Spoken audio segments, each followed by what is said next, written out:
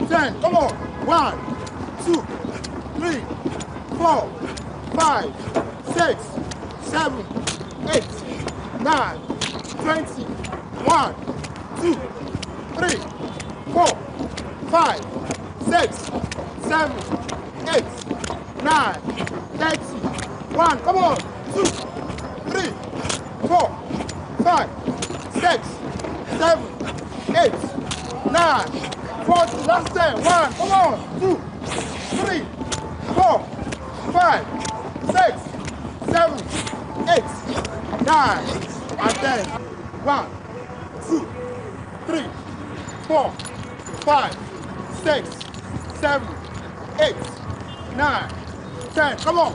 1, 2, 3, 4, 5, 6, 7, 8, 9, 20. That's 10. 1. Come on. 2, 3, 4, 5, 6, 7, 8, 9, 10.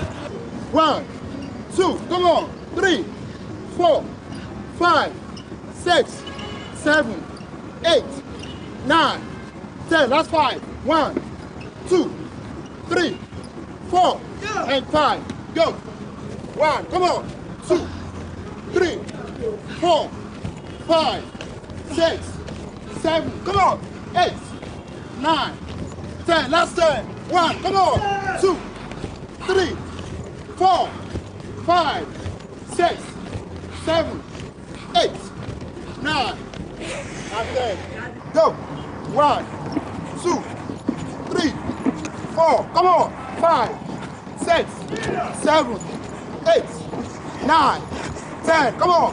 1, 2, 3, 4, 5, 6, 7, 8, 9, 20. 1, 2. Come on.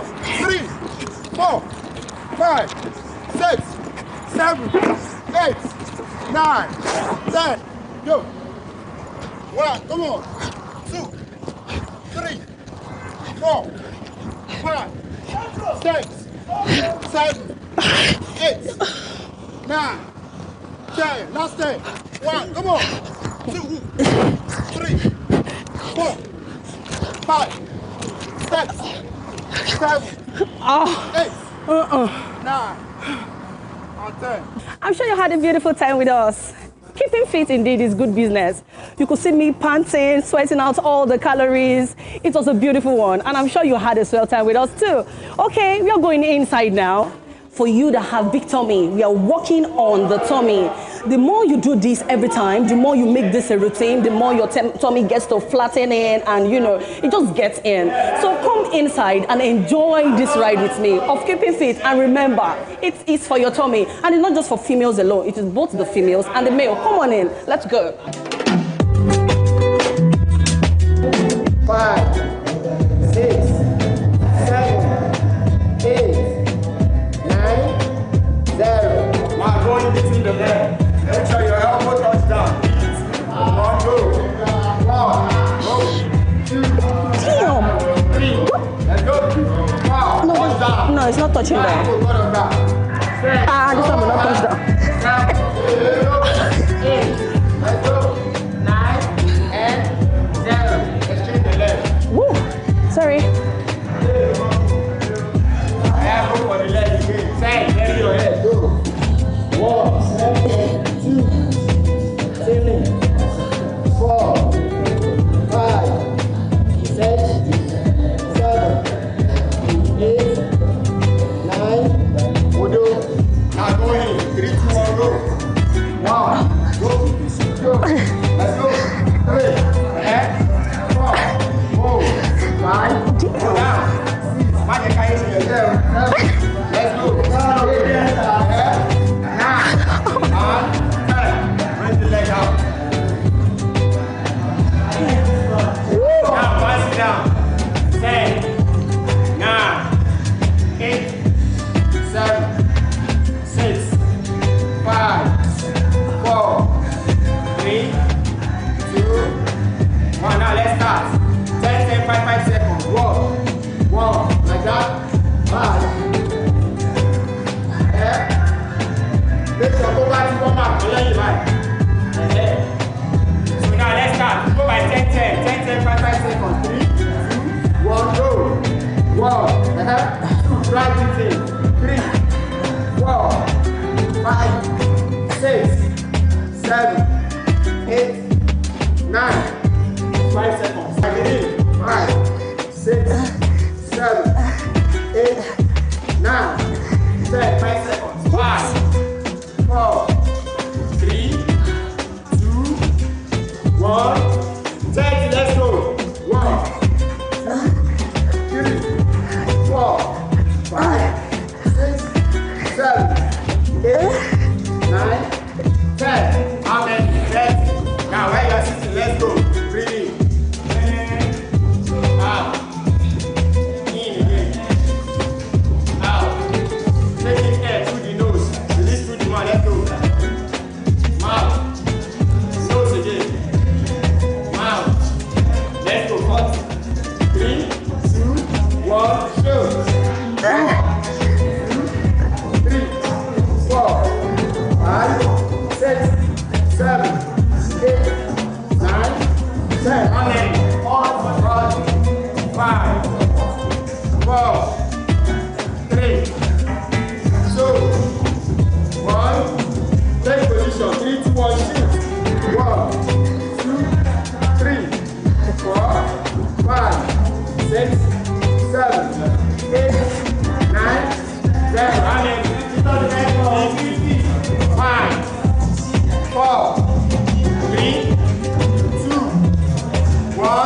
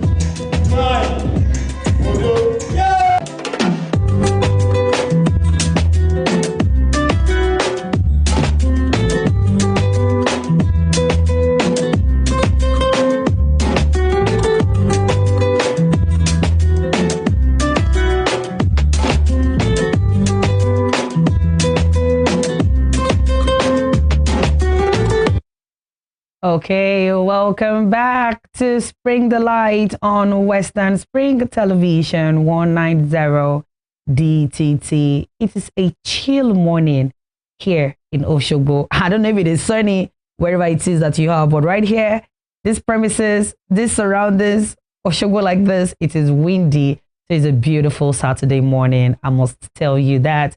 It feels like a Saturday morning where you can just relax, you know, at the comfort of your home for one on Spring Delight. How was the aerobic session with you? You see, the moment you start enjoying workout routines, automatically you are halfway there already. At some point, the pains will go away, then you tend to enjoy it. Every day that you start with exercising your body, it's a day you have really taken care of that body. Let's not stop to take note of that. Okay, shout out to Adolak Gym. They gave us the opportunity to come around to have that session with them. Okay, so right now we are going to be going on our very second segment.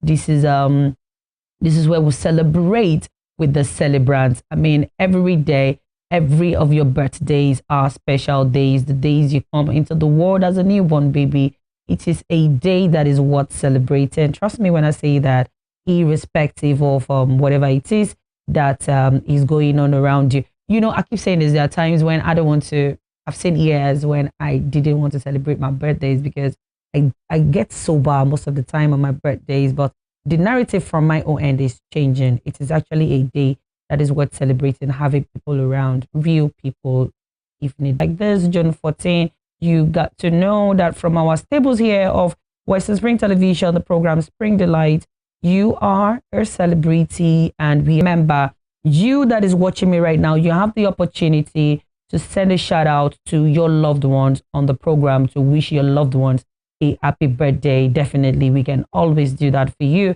All you just got to do is reach out to us on our social media handles, and you know, we just talk about it. You can always celebrate your loved ones. And today in history, we're going to be taking you back through memory lane. Something must have happened in our dear nation, and we are here to keep you in the know, to keep you rejuvenated, to keep you aware, in the know of what must have happened once upon a time. So right now we are going to be going for celebrity birthdays and today in history, and when we get back, it's still Spring Delight. Don't go anywhere.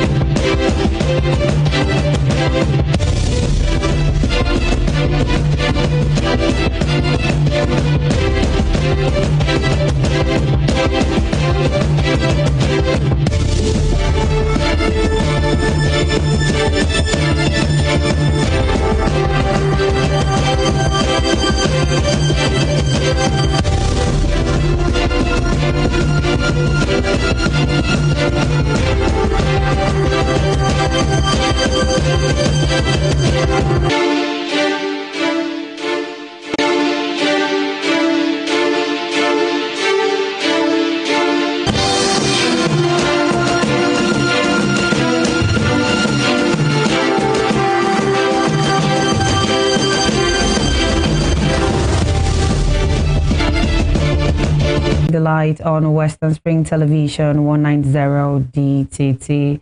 So yeah, shout out to all our celebrants who celebrated in the course of the week. And we need you to know this, whether you are on our TV screen or not, you are a celebrity irrespective of who you are.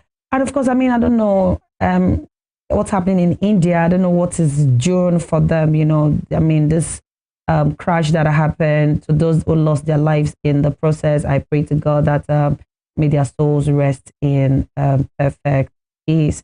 Life is beautiful. I pray our life is not cut short. I say amen to that. So happy Democracy Week to all our esteemed viewers. I mean, it's amazing. It's beautiful being a Nigerian. Everybody says we have right to this, we have right to that.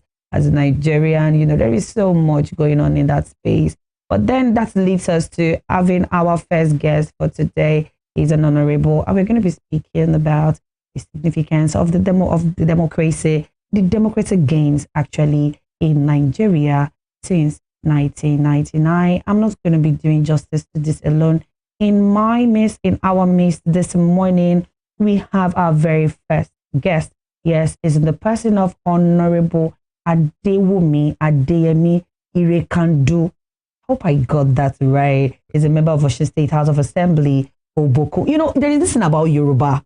If I got here to know that I really don't understand. I thought it was Irekandu. When he said Irekandu, I'm like, oh, okay, Yoruba can be so, you know, well, it's good to have you, Honorable. Thank you very much. Good morning, sir. Good morning. Did I get Irekandu? Yeah, absolutely. Irekandu, but many prefers Irekandu. Like I called it. Yeah, like so you I was not wrong eventually. Yeah. Well, talking about originality, because like I always say, it's my grandfather's name.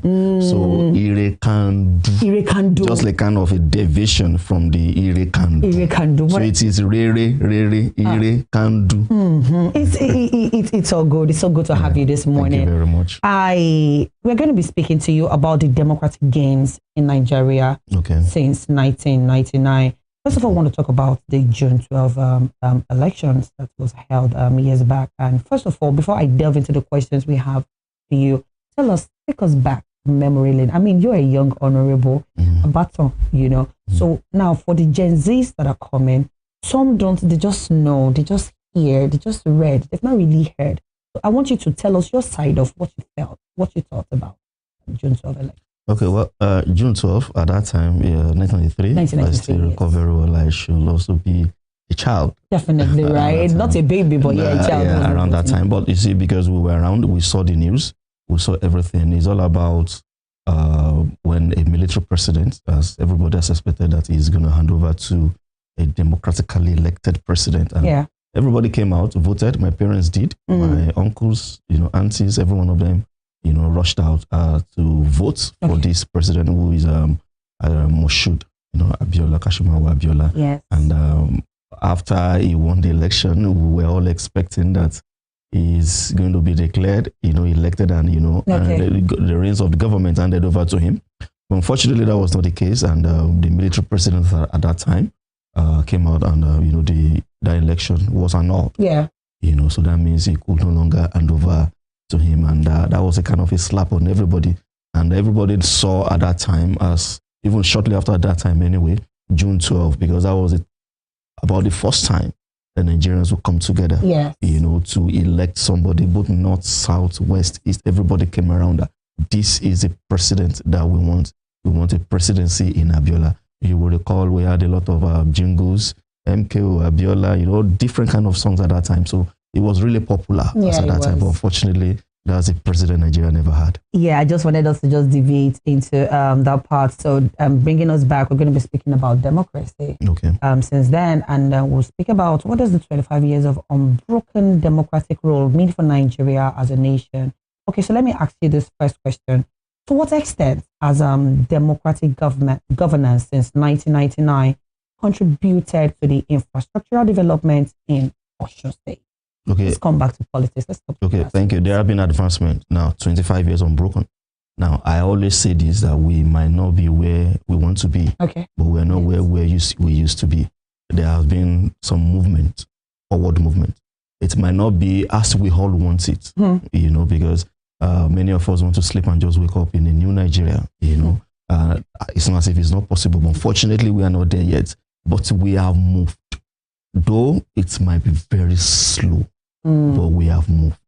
25 years is also, we will also say, is an achievement, unbroken. Now, because you can't compare military rule to democratic system. In this democratic system, we have a voice. We have a voice. In the military rule, the military guys can just come to your studio and lock it up without any court order. you will sometimes you'll be so scared you might not even want to come to your studio. Yeah, right. A lot of things happens under the military rule. You know, they use decrees. Unexpected. They use decrees, but now we have the legislative arm of government. Yeah. We have the executive arm of government. We have the judiciary. Yeah. So there's a movement, forward movement, though it might not be what we expect. Now let's come back to Osun State, like you said. Okay. We've had a series of administration in Osun State. You know, beginning from BC Akande, you know, down to Prince Olagunso Yilola. Yeah. Down to Ogbeni Rauf Aregbesola.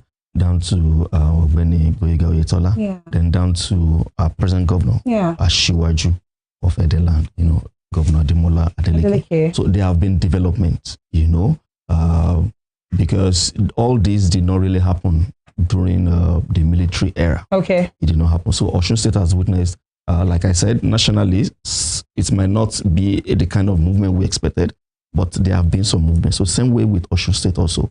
Osun State has also moved forward. We have evolved. Yeah. We have moved forward, but it might not be at the speed that we all thought. And thank God for this present administration, especially with the infrastructural drive of this present government. Okay. You observe a kind of a speed in that area. You know, this is all about democracy, and it is because we have a democratically elected governor that has the heart of the people. Fair enough. That was a very beautiful one, Honorable. So I have this question right in front of me. It says, what are the most significant, I mean, you looking at it, I want you to be specific, you know, what are the most significant democratic milestones achieved over these 2.5 decades? I mean, number one, freedom. Like I said, freedom. You see, we cannot joke with that. You understand? You can bring anybody into this studio and that person is not afraid. Freedom. To speak against the powers that be. So freedom is very key. You know, we can move around the streets without, you know, in those days you see boots on the road. Without fear of the unknown. You see boots on the road. You see APC, armor personnel carrier, armor tanks on the road. It's and that can be very scary. Now, of course, some of those things are still with us, but it has reduced significantly. You see on our roads, you know, I always tell people this, even our police officer carrying assault weapons. I want to believe they were things that were carried from the military era. Assault weapons, AK-47 on the road. But in the military era, you even see more than that. Yes, right. You understand? So number one thing that we have been able to have is freedom. You know, everybody, at least to some extent, we're enjoying freedom. Yeah. You know, then our voices are also heard now. You know, you can voice out. You can say your mind. You can elect somebody, put them in the parliament and let them represent you. You can decide that this is the governor you want and you don't want this governor tomorrow. For instance, in Osun State, there was a governor that was there before, and the people said this is the person they want as the governor. So we have a voice. Our voice has been heard. Elections are counting now. Our elections, there could be electoral flaws, you know, issues here and there. Exactly. But one way or the other, the elections are counting. You know, if it's not counting, politicians will not be going. And we even have the right to do them. Say that again. A right to vote. Yeah, a right to vote and be voted for. Yeah. You know, so things have, you know, I've mentioned about 2 or 3 points now. Yes. So these are very, very significant that has allowed us. You see, the people can even decide. Sometimes the government might bring a kind of a policy and without even protesting, you know, people can voice out their opinion and you see government reversing that. Yes. That is democracy. That would not necessarily happen during the military era.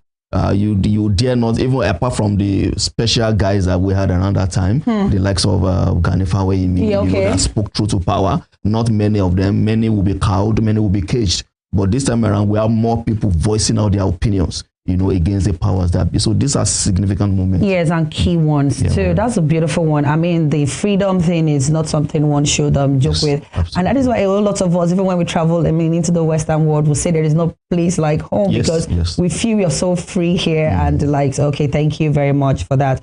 Okay, I have this right here. It says, how has the Osun State House of Assembly evolved in terms of legislative independence and effectiveness since 1999? Okay, well, Osun State, same as I believe it will be with every other legislative and government states in Nigeria, Osun State has also evolved. You know, like I said initially, you see, when militaries, when they take over, what do they do? We have 3 arms of government. Yes. They will not suspend the judiciary. Okay. They are the executive themselves. Yes. You know, so they don't need to suspend themselves. And the only arm of government they suspend is the legislature. That was legislative arm of government is the heart of democracy. Because, for instance, in the Osun State House of Assembly, we are 26 members of the assembly cutting across the 26 state constituency. In other words, there's no local government that is not represented. Yes, right. At the state assembly. Yes, Same right. with the National Assembly. 9 House of Reps members, 3 senators from each senatorial district in the state.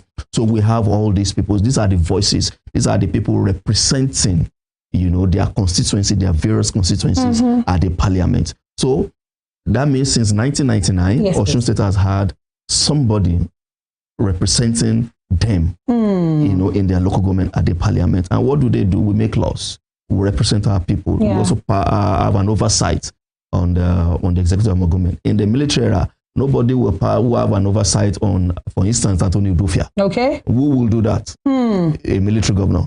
Nobody. But now, since 1999, the House of Assembly can perform oversight function, on the executive, even on the judiciary. Okay. It's the House of Assembly legislative arm that will confirm the judges. They will have to come to the House of Assembly with their confirmation. Maybe the chief judge, after being nominated by the governor to the NJC, it has to, the other judges, the customary court of appeal, they come to the House of Assembly. The commissioners, they come to the House of Assembly for confirmation. Agencies of government, depending on the laws. Oh, yes. They all come to the House of Assembly. These were not so before, So there's a kind of a balancing. The people's voice are being heard. So Osun State, as far as House of Assembly is concerned, we've also had our own fair share of benefits from democracy. Fair enough. These are beautiful information. Okay, I have this right here. Said, what are some notable laws or motion passed by the Assembly that reflect democratic growth?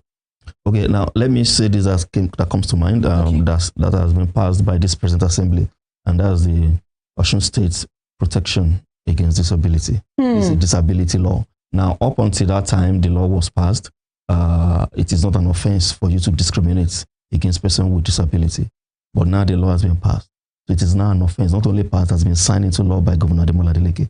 So it is now an offense for you to discriminate against person living with disability. Beautiful. These are things that were not so before. These are the advantage. Even if government, by this law now, by the disability law, there's an agency of government that has been formed by that law. We had them on here. Yeah, they are now overseas.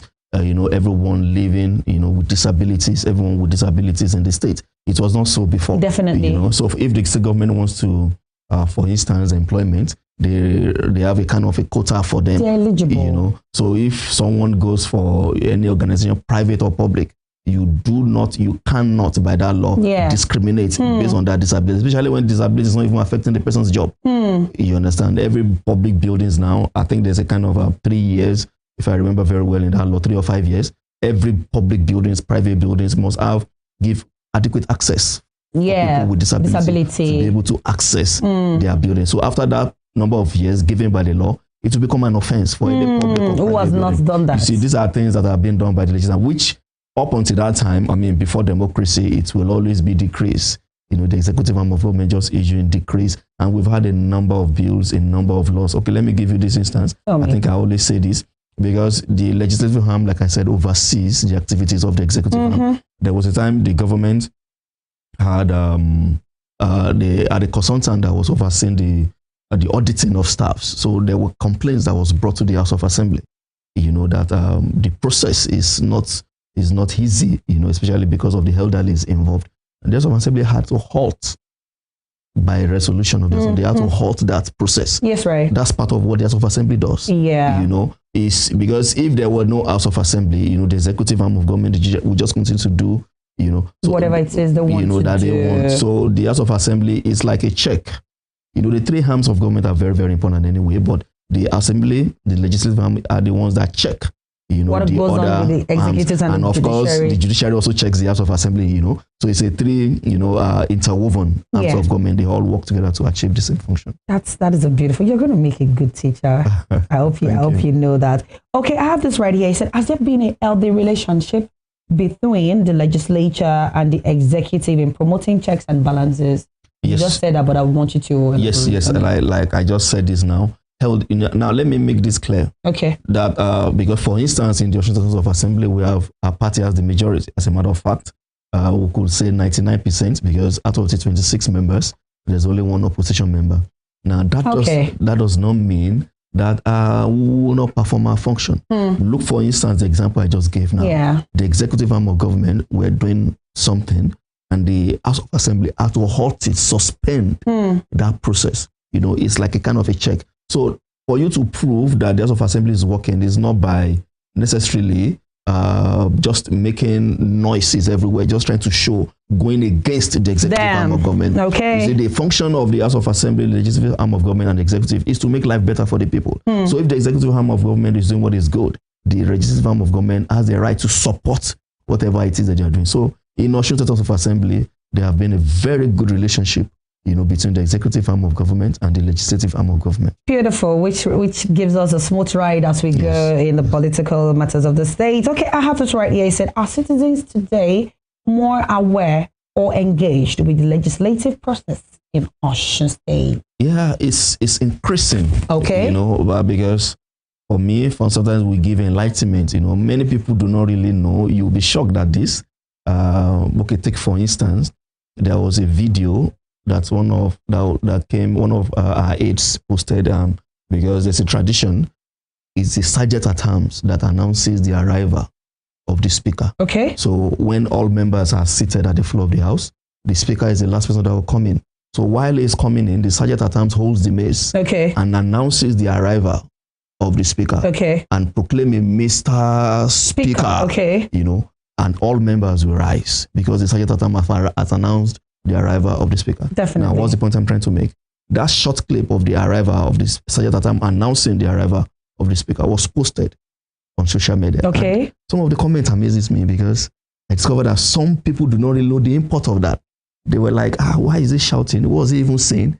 80% of the comments, they don't really know what is going on. So I concluded that there's still a kind of a disconnect from some people, maybe a generation of people. You know, they don't understand it yet. You know, maybe a generation of people, what actually happens at the floor of the house. So this is why sometimes some of us goes around institutions, campuses, you know, sensitizing people, talking to people, and we thank God. In fact, this assembly, because I was at the previous assembly, but this previous assembly, we've witnessed students more come around, to witness, you know, proceedings. Oh, you students are allowed to do. Yes, you can also come to observe. Oh, that's beautiful. There's a lower gallery at the floor of the house, and there's an upper gallery. These are places you can come around to observe. You know, the sittings of the house. Beautiful. So there are that awearness is increasing over time, but there's still more to be done in that. That's beautiful. I like the fact that we are allowed, you know, to see what goes on in there, so as not to sound like novices, you know, when the time comes. Okay, I have this question right here. I said, what distinguishes Governor Ademola Adeleke's leadership style from that of his predecessors? Empathy. You know, he has a heart for the people. You know, many felt, of course, it's proving a lot of people wrong now. Dancing is part of life. You know, they felt, okay, the governor will just be dancing. But I've heard, you know, reports that even up to the presidency that they said you are dancing and you are performing. What do they call this thing? Security vote, something that the government received. I'm going to use that for the people.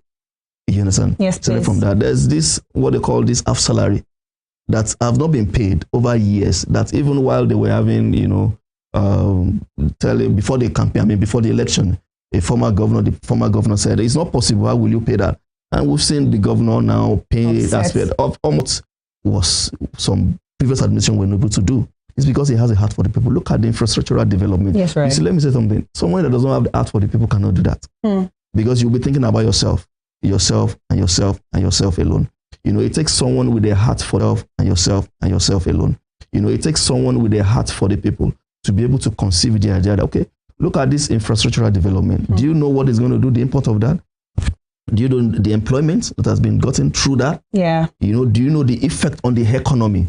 Opening up roads, opening up cities, joining villages together, farmers being able to bring their produce, you know, from the farm down to the cities. It has a lot of economic effects. Yes, right. You know, so if he does not have a heart for the people, he won't be able to do that. So he has a heart for the people. And let me also say this. Okay. You know, recall the federal government started what they call minimum wage. Yes. Of course, even though the federal government has not been able to do it. Osun State, they are paying 75,500. That's the minimum wage. He started this more than 6 months ago. Yeah. And he has been paying it aside when due. And not that he's only doing this, it's cut across every table, every level. He's only doing this, it's cut across every table, every level. And Osun State is one of the few states. And Osun State is one of the few states that is doing that. He has a heart for the people. Wow. That is doing that. He has a heart for the people. Wow, that is beautiful. Okay. Okay, I have this right here. I said, what major project? I'm talking roads, schools, hospital project. I'm talking roads, schools, hospitals, water, power. Would you say reflect the dividends of democracy in the state under Governor Ademola Adeleke's like the one I've just said now, roads, infrastructure. Take for instance, I recall I was here let me say last year. By the time we came back here some weeks or months ago, you observe your road has been tarred. Yes, right. It was not like that before. District in Osun State, that the governor is not doing a major express road. No senatorial. Go to Ilesha, a major express road is being constructed. Go to Ife, the same thing. Across all the central, and there's no as the local government. So the governor has touched every local government. Every local government has been touched by its infrastructural development. Indeed, and I think that is not is a sight to see, and we are all experiencing that here in Osun State. Okay, I have this right here. It says, how would you describe the transparency and accessibility of Adeleke's government? He saw the state of the finances of the government. What they did was to call all the Obas, the Council of Obas in Osun State. They were the one that he first, gave what he meant on ground. That shows he is accessible. Of course, not every person, every citizen of the state will go and knock the door of the governor. This is why he has commissioners. This is why he has special advisors. Sure. This is why we even have the legislative arm, the House of Assembly members. And this is why we also have the local government. And thank God the judgment that we had yesterday has restored, that's actually validated that these are the actually elected local governments. So people can access, the government. No, let me say the governor now. The government. Yes, the through government. all these instruments. Okay, that's okay. I have this right here. I said, what has the administration taken to foster unity and reduce political tension in the states? Yeah, a lot. Let me give this example of local government again. You will recall shortly before the local government election that we had in February this year, there have been tension by the opposition party claiming that there's no vacancy in the council, and so immediately of return given, the governor swore them in, and what will happen next for them to resume definitely the office next the following Monday. And this they did, but there were kind of some resistance from the opposition, claiming that they also have the right to the council. Yeah, to the council. You know what the governor did? He made an announcement. He said every elected chairman of local government, all the councilman of PC will not do that. Definitely. He does not want any kind of tension, any kind of political tension, even though some may want that. But the governor said no. He doesn't want that. Apart from making the statement, he called everybody, for everyone to be withdrawn from the local government. So that shows he's a man of peace. Definitely. He does not want any kind of political tension in the states. The beginning, and here we are at the end of the day. Yes. Okay, let's talk about empowerment by the governor. Let's talk about how he has delved into empowering the state. What are those ones I think are his major targets when it comes to empowerment? Okay, now the major one, like I said, because many do not really know the import of having access roads. Roads are being constructed. Okay. Go check those roads. I mean, that line of roads, maybe in some weeks or months' time, you will see businesses rising up. Fair enough. These are businesses that were not there before. Yes. Even if you check your road, this road from any road for that matter, you new business ideas will come in. Now, that is an empowerment, but it could be indirect. So the governor knows that when I do this, so and such empowerment will rise up. So that's empowerment, citizen empowerment for that. And of course, the governor also does social intervention. Even though social intervention cannot, like my own opinion, cannot build a nation. But intervention, as the name is, we're just intervening, bringing temporary solutions. Yeah. The governor also does that because there was a time the governor had a very big program at the Freedom Park, inviting all people with disabilities, provided them with wheelchairs, everything that will aid their comfortable living. Very, very huge. There was also a time the governor also brought in he gave glasses running into hundreds of thousands. I mean hundreds. I don't know the figure. I don't want to quote a figure I do not know. giving them glasses that we hate. I think the people with eyes issue, many of them were even students. So all this empowerment are going on in the state alongside the major development that we want. What else would we ask for? These are citizen empowerment programs. These are empowerment that actually focus on the citizen of the state. What is your take home? What is that thing that you love about democracy today and what it used to be? Yeah, I said that earlier. It's freedom. People are free. Of course, not that there's no emotion. That does not mean you say just anything because the law will catch up with you. I was going to talk about that. That are we really free? Like when it comes to freedom of speech in our country? Like I said, we are not there yet, but we've moved. Like the example I gave, you can invite someone here and speak against the government. Okay. And that person will just continue to work on this, except if he actually does what is against the law. You understand? But you can't compare the way people speak. How many voices do we have at that time? At the time. But now somebody can even sit down at the room and just, except, like I said, if you break a particular law, but many are actually for expressing their opinion. You break a particular law, but many are actually for expressing their opinions. This is what I feel about this. And you're not being gagged.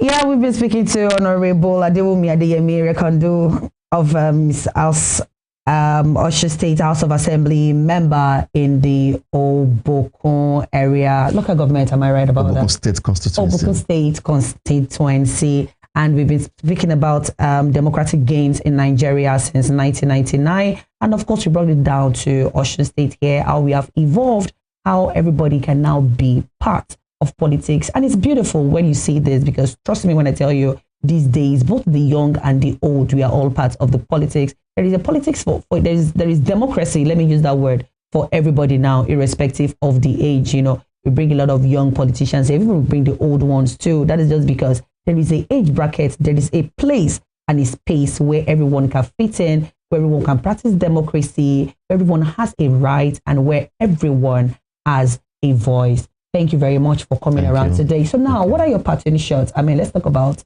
democracy itself, the week, how as a proper Nigerian, how to go about it, what to do and what not to do. Your parting shot. Okay, now let me speak to a generation of people. But before I say that, let me speak to a whole generation of people. Now, many of us, we say some things that are, okay, if I were the president, I would have done this. If I were the governor, I would have done this. But many of those things that we are accusing the president, the senators, the governor doing, we're also doing it. Take for instance, how many of us actually obey the laws? How many of us, for instance, maybe civil servants, you allow files to pass your table without actually requesting for anything. You understand? How many of you still drive with your seatbelt on, even though when the road safety officials will not catch you? So these are basic things. So if we want a new Nigeria, every Nigerian must decide to be new. Now, having said that, let me speak to a generation of people, the young ones especially. Now, we need more people that are visionary and that they have built capacity over a period of time to come and join politics. Don't just sit at home. We need more people like that. For us to have the kind of democratic gains that we want, we need the young guys. Of course, we'll be having young guys, but I'm speaking to young guys with vision, young guys with capacity, people that are selfless, people that do not necessarily want to go into politics because of themselves. They actually want to go and solve a problem. You've identified a problem about our nation, Nigeria. Why not join a political party, join politics, and come and solve that particular problem? And let me put this caveat. If you do not have a solution to Nigerians' problem, rather stay, because it is better you don't contribute to the problems that we have in Nigeria. Just stay on your own. But my point is, I'm encouraging as many people as possible, especially the young one, go and build yourself, have a vision for yourself, and come and join politics so that we can have a better Nigeria. Wow, Honorable Adewumi Adeyemi Rekandu just part wisdom, and he's telling us like it's an open space. Yes. For all. Yes, he is the member of Osho State House of Assembly of the Obokun constituency. Thank you so much for coming. You're doing very, very well. Thank you. Yes, so politics is free for all. We have a voice. This you already know. In as much as you are not breaking the rules, be a part of what happens in your state. Okay, we're going to be going on a short break, right? Achievement or attainment. As an individual or the country in whole, Nigeria as a whole? I'm talking of Nigeria as a whole. I mean, you cannot say that the way Nigeria was in 1999 is the way exactly it is right now. There is this silly joke about some particular community. I won't mention the name of the community. Okay. That the way they dance there is take 3 steps backwards and take 2 or 4 steps forwards, you know, and that sometimes you are not even sure whether they are moving forward or they're moving backward. But I think in the case of Nigeria, maybe we would have taken some 3 steps forward, 2.5 steps backward. But if you still try to situate yourself relative to where we started off from, I think we must still be a little bit better than what we were like in 1999. How would you assess the growth so far from what it used to be like during the military regime and now that it's the civilian world, you know? So how would you assess what it looks like then and what democracy looks like, what it looks like now? We don't even have democracy, that's the truth. Wow. We have civil rule. Because, you know, there's this popular definition of democracy, government of the people, by the people, And for the people. For the people. I need to, but you see, you journalists, you have your own etiquette and ethics. You won't want to answer questions, because I would have loved to ask you, do you think this government is for you? No, you are going to have to, if you ask me, I'm going to throw it back at you to answer that. Exactly what I'm saying. So we do not yet have government for the people. Yes, we have government of the people, by the people. It's by the people because they are the ones that you throw forward. You choose to sell your votes, it's your choice. And so they find themselves there and therefore go along the lines of selfishness, self-entitlement, prebendalism, you know, me, mine, and those around me, of my family, of my political party, my friends. That's not for the people. So that's why I'll say that definition is incomplete for democracy. So we have civil rule. We do not have people, we do not have many people in military garments anymore. And I'm minding my words that we do not have many people in military garments, because we still have 1 or 2 people that, even though they adorn civil wear, we used to have military administrators too that used to adorn civil wears on occasions, but they still went by their rank. You cannot tell me that the military administrator of Rivers State now, because that's what I call him, you can't say that is civil rule. So that's one of those steps backwards that we've taken. How can you in this day and age just wake up and you start citing sections of the constitutions that actually do not go in line with what you are saying?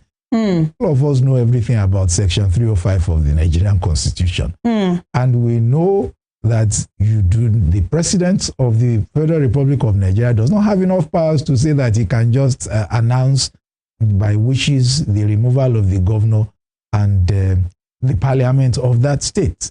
So that's why I said we are taking some steps forward, but taking some steps backwards. That's one of the steps backwards that we are taking. The Constitution is clear. That's why I brought it, in case you start asking me questions. I am looking in there. Yes, in case you start asking me questions about this document, this Constitution of the Federal Republic of Nigeria, so to say, but in my heart, I call it Decree 24 of May 5, 1999. So it's a military document, this thing in my hand, because it was promulgated as a decree on May 5, 1999, and became effective on May 29, 1999. So it was never a people's constitution, but as it remains now as the extant document that we still refer to, it is still not being complied with. That is what the part that pains me. Section 188 of the Nigerian Constitution is clear on how you remove a governor. And there is no item there that says that the pronouncement of the head of state or the commander-in-chief or the president is there. It's not there. Section 45 talks about emergency rule. It does not say that the emergency rule means the vacation of the governor and all such other things. Emergency rule is just about vacating some laws. It is not vacating the men or occupiers of positions. So these are some of the issues that still take us backwards.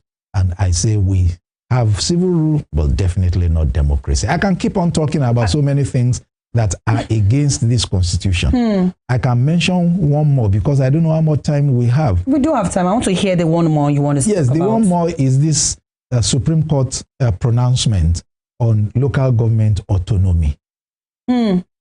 Section 162, 6 and 7 of the Constitution is clear that there must be a joint state account. If I permit me to read that one out to you. Okay, I would love to hear that. I would like to read it so that people will see the serious travesty of the Constitution of the Federal Republic by those who are supposed to be the interpreters and custodians of that rule. Okay, sir. Section 162, 6 of the Constitution, and I read, says each state shall maintain special account to be called state joint local government account, into which shall be paid all allocations to the local government. How can you say local government should now be paid directly? Of course, that is against this constitution.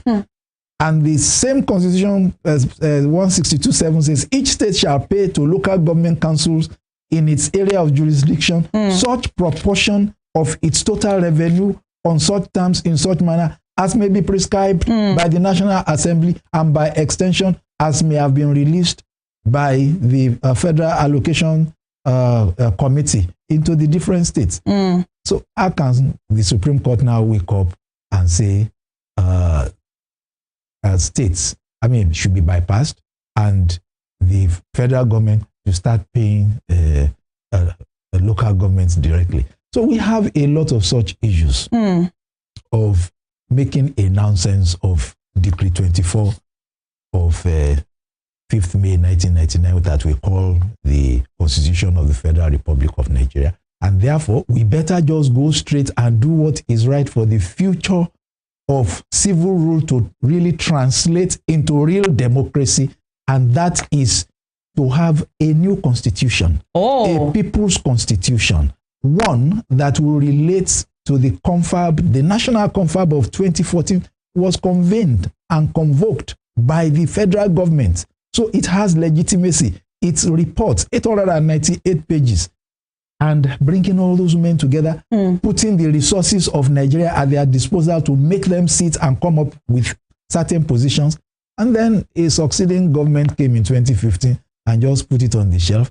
And the present government is also not doing anything about it because it is convenient for them to go in the opposite direction. Of devolution of powers to the federating units. That devolution of powers to the federating units and resource control is what some people call restructuring. But their own definition of restructuring is different. Their own definition of restructuring is putting more powers in the hands of the president, almost like that of a Roman emperor. How can the president already controlling 53% of the resources of Nigeria, because that's the way that the allocations from the Federal Allocation Committee right now will have 53% go to the federal government, 27% is 52 point something percent, which is approximately 53%. For the states is 26.8% or so, approximately 27%, leaving 20% for the local government. So one entity already controlling 53% now wants to control another 20%, making it 73%. Is that democracy? Is that government for the people? So I think what we have in Nigeria today is a rule of a republic, because we are truly a republic that is now civil and that is a government of the people, by the people, because when people sell their votes, it's by them, but for the few that buy the votes. You're really not aligning right now with Honorable. No, we can. He's one of your those. Daughter. But he's one of those people that manage. My question is this: to buy the votes. So he's one of the people for which the government is meant for now. Are we saying in all these decades we've not had any significant democratic milestones? I didn't say that. I said we've been dancing forwards and backwards. I will let you know that now we are able to vote during elections. Okay. And we have moved away from announcement of votes arbitrarily, substantially into the votes counting to a large extent. Okay. There may still be complaints here and there, like it happens virtually everywhere in the world. Yes. But there was a time when FEDECO would just announce the votes like that, and you had to take it. And then even with this INEC, when they started, they just also announced votes. In fact, President Musa Yar'Adua, Umaru Musa Yar'Adua, admitted that the elections of 2007 that brought him into power were defective. So if a whole head of state could admit, then that speaks a lot to what happened. And that was not the first time that that would happen. In fact, the number of votes declared for the 2003 gubernatorial elections in Osun altogether is almost 2 times the number of votes being declared today. Wow. So where were those other votes? Have people died? What happened that we now had more voters in 2003 than in the 2022 gubernatorial elections? Yes, sir. So these are the things that I can say we have made some progress in those regards. And I've also told you, if you look at the physical landscape, you can see a few more things that perhaps would not have been under the military government because they didn't feel really accountable to the people. But there are also intangible things that ought to be done.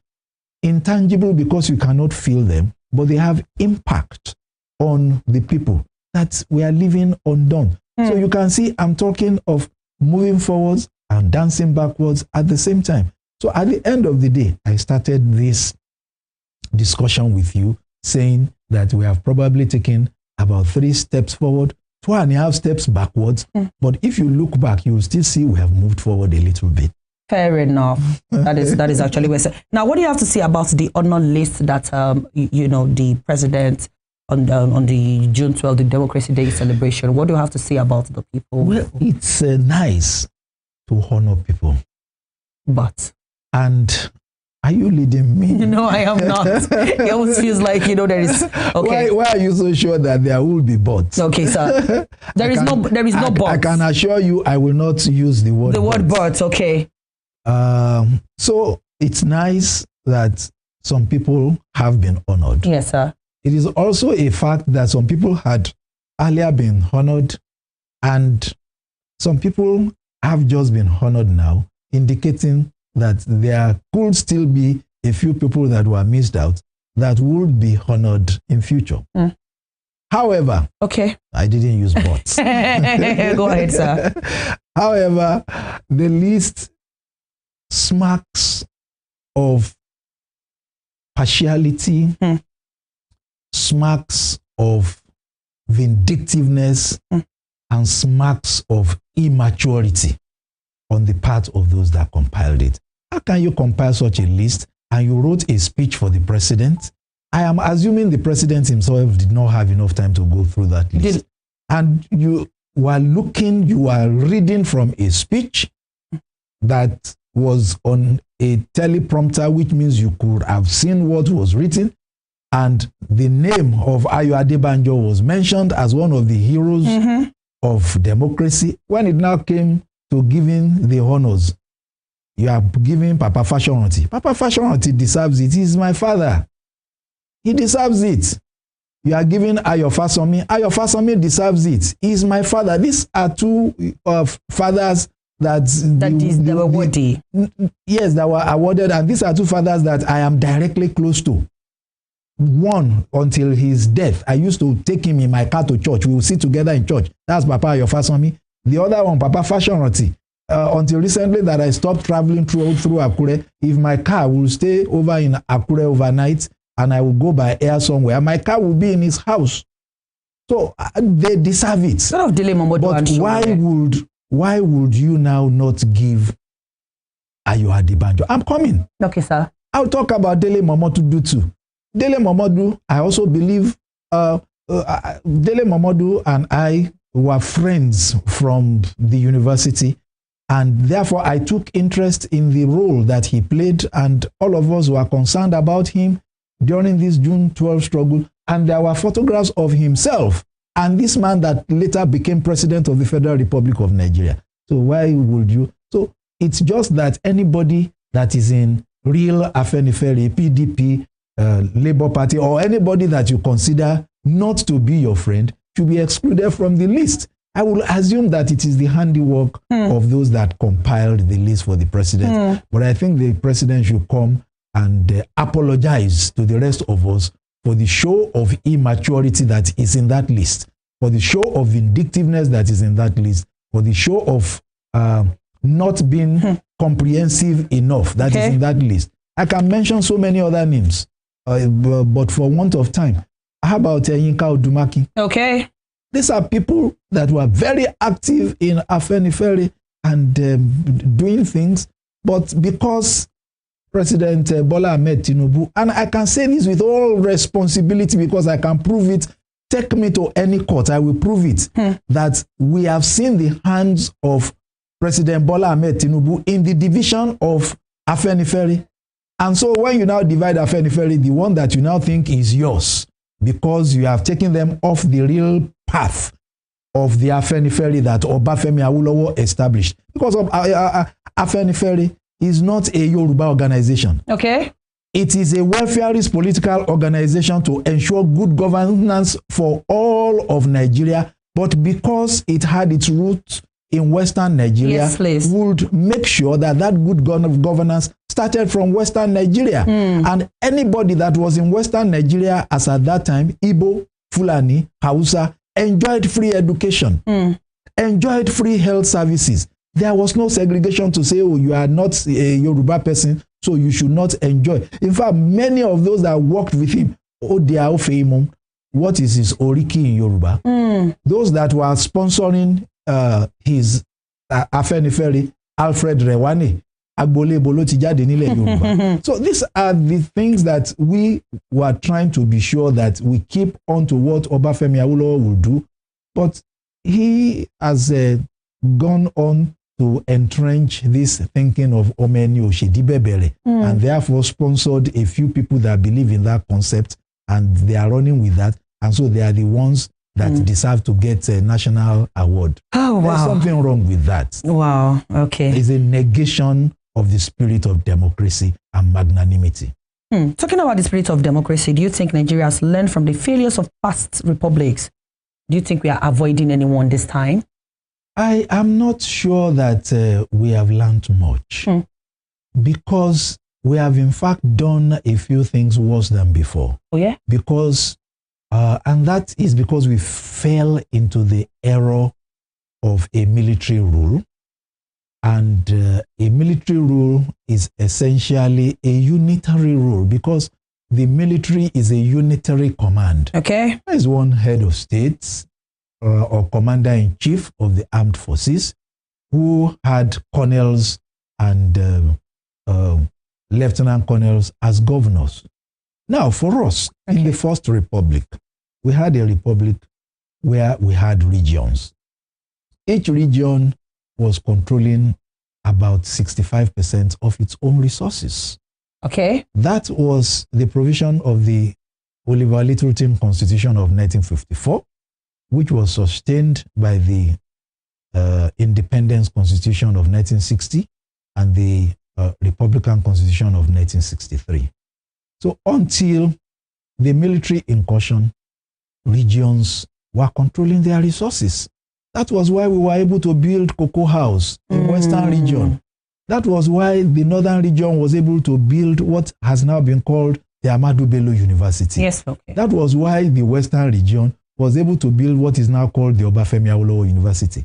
That was why the Eastern region was able to build what is now called the University of Nigeria, Nsukka. Okay? All these were regional universities. The only federal university as at that time was the University of Ibadan, which was established in 1948. Okay. That's why the university at Zaria was established, I think, 1960. And then both Nsukka and Ife were established in 1962. So the regions had enough resources to the extent that Western region constantly lent money to the government of the Federation to sort out a few bills because we were controlling the resources. Yes, right. On one occasion, the Eastern region also lent money to the central government to achieve a few things. And there was a healthy competition amongst those regions.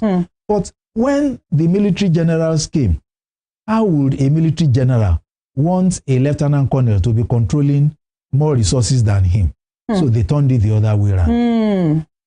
Yes, and right. gave the little resources to the states that they created. And when we were now going to promulgate this Decree 24 of 1999, earlier there was one decree in 1979, that military thinking was sustained in here.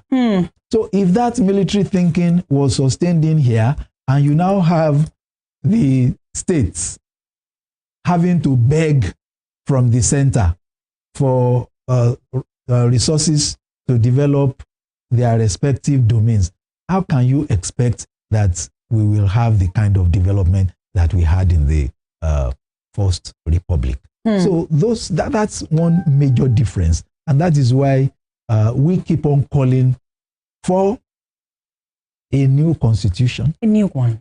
Working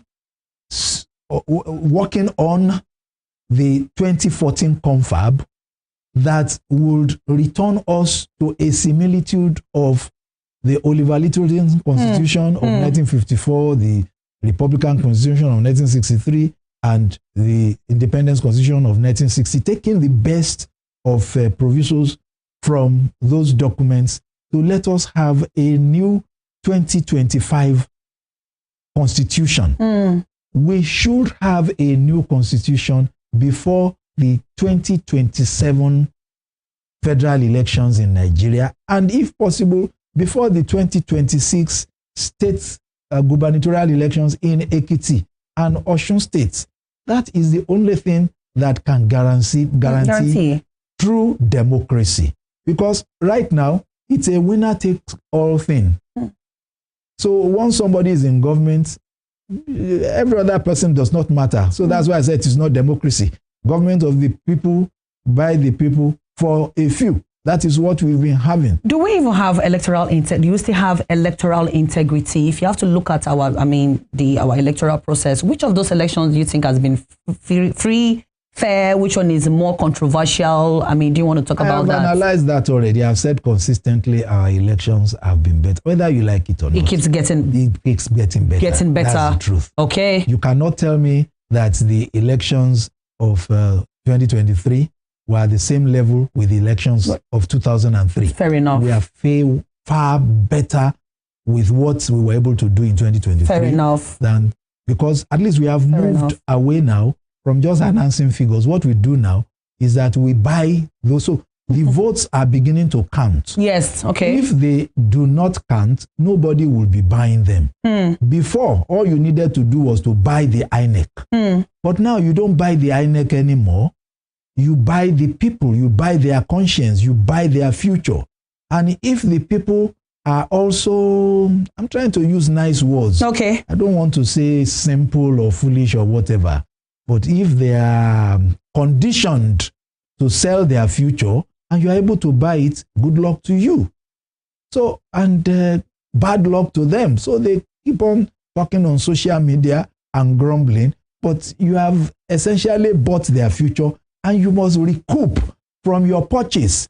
And that is why after buying the conscience of and the lives of the people, then I can become president and decide I want to buy Don't sound like yacht. that. I want to buy a yacht that I can have luxury life on water.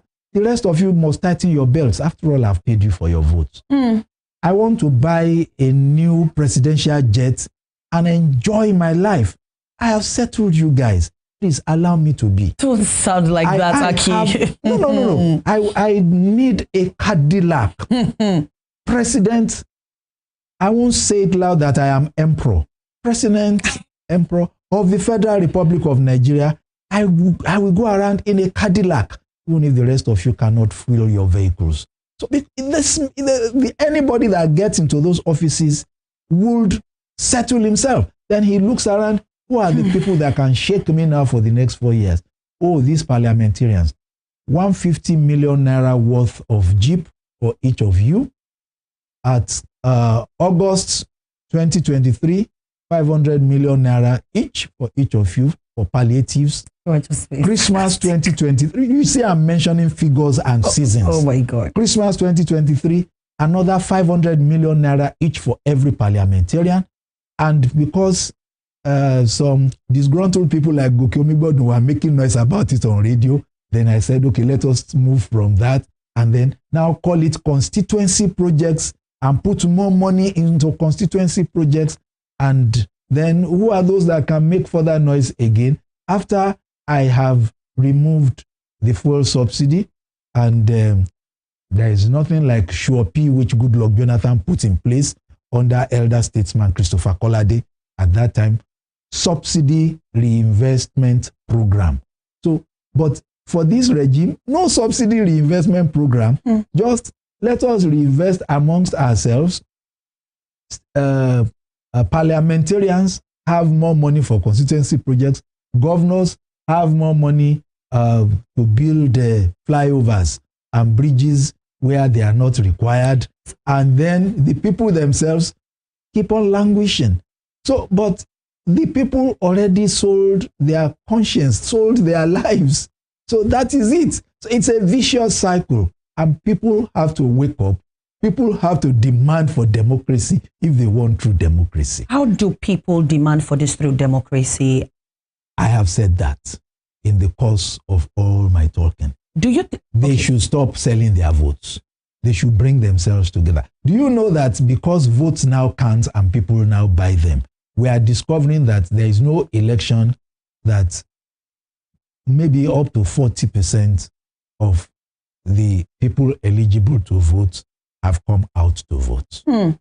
So why, therefore, is it that they cannot now decide and say they want to use you as the governor of your state?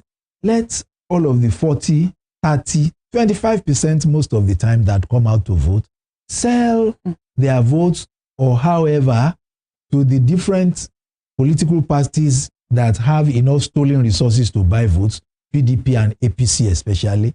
And then they now say, oh, this nice looking lady is going to be our next governor. And then we are pushing her forward. Go and bring out one party that is insignificant. And then the 60% queue behind you. Who will be the governor? Is it the people sharing 40% or the only one person that has 60% of the votes? So it is in the hands of the people. Let them wake up. Let them galvanize themselves. Let them mobilize extensively. Let them be determined that this time, yes, bring the money. We will take it to eat the food, but we will still go and vote for those that we think can deliver dividends of democracy across board. And not for a few selfish people with Emilokan thinking.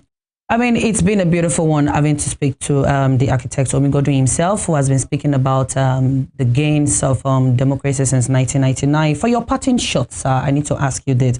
Our time is over. Almost over. So your parting shot. So what is your hope for the future of Nigeria democracy? I have bright hopes for the future because honestly, that's good to hear. It's just that it's been slow. Things are getting better. I've told you that. We've taken that has been established. 3 steps forward, 2.5 steps backwards. You're moving. So let us now move more forward and reduce the number of steps backwards. Let the people with one voice agree that they will no more take the kinds of nonsense that are associated with certain excesses of people in government.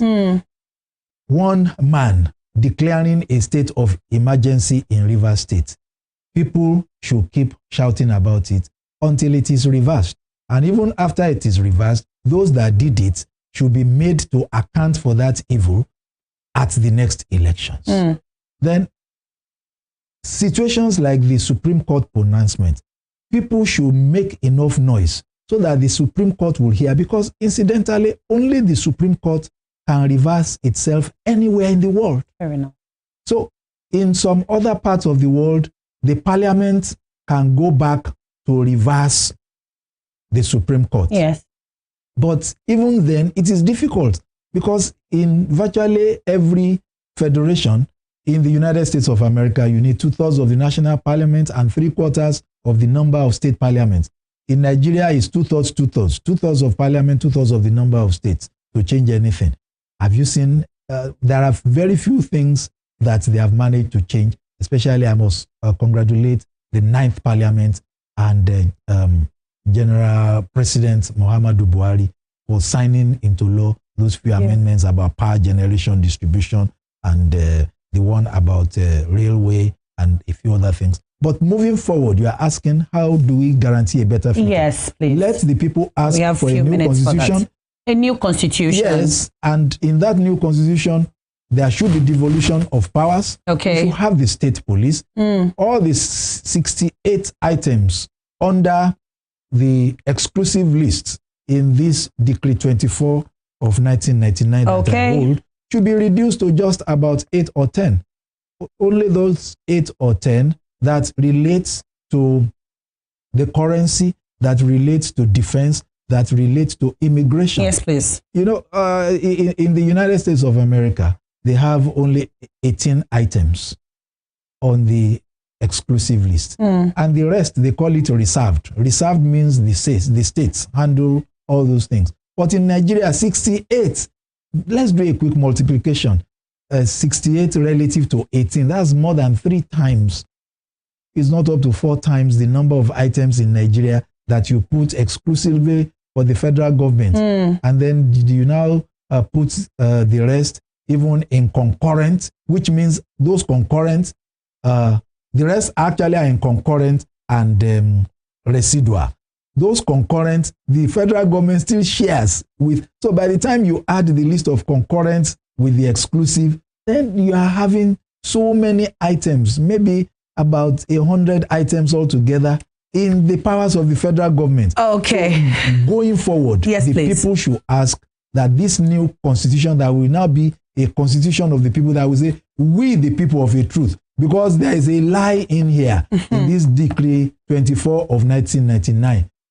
They say we the people didn't do this. Okay. We the people should now, moving forward from the outcome, the 898 pages of the 2014 confab, derive our own real constitution, having more powers devolved to the states, having resource controls at the state and local government level. Look, let me tell you. Okay. The Los Angeles Harbor is being managed by a county, a local government, and is generating so much money, much more than the whole of Nigeria put together. So if you are the one running the city council in Los Angeles, you are perhaps even more powerful than the president of Nigeria in terms of financial resources at your disposal. It's not even controlled by the state of California. So, but Apapa Harbor here is being controlled from Abuja. Oh, this has to change. Yes, Let us have a new constitution, devolution of powers, resource control, and as for the people, stop selling your votes. As for the people, stop selling your votes. So architect Goke Omigbodun says we've been having a conversation with him talking about the democratic gains in Nigeria since 1999. And hey, it starts from me and it starts from you in long and short. Thank you so much for coming around, architect. My pleasure. It is a pleasure. I mean, when people like you speak, we get our pens and papers and jot things down. And I hope people like you get into power to change those things. Yes. So that you just don't in the future write it down in pen and paper. in the future. That's my dream, honestly. In the That's future. A new crop of leadership In the would future. arise. Yes. Immediate future, not far future. Immediate future. And start changing things. Yes, and I believe I want to see a new Nigeria in my lifetime. Definitely, and I want to see a new Nigeria in my lifetime too, and it is not impossible. I really do believe in this. Yes, it is still Spring Delight, and we are going home in just a matter of time. But before we go, we're going to take a short break. We're going to be taking the fruit report, and of course, we have our spring fact. Then when I get back, we're going to be saying our BYEs. Don't go nowhere. We'll be right back.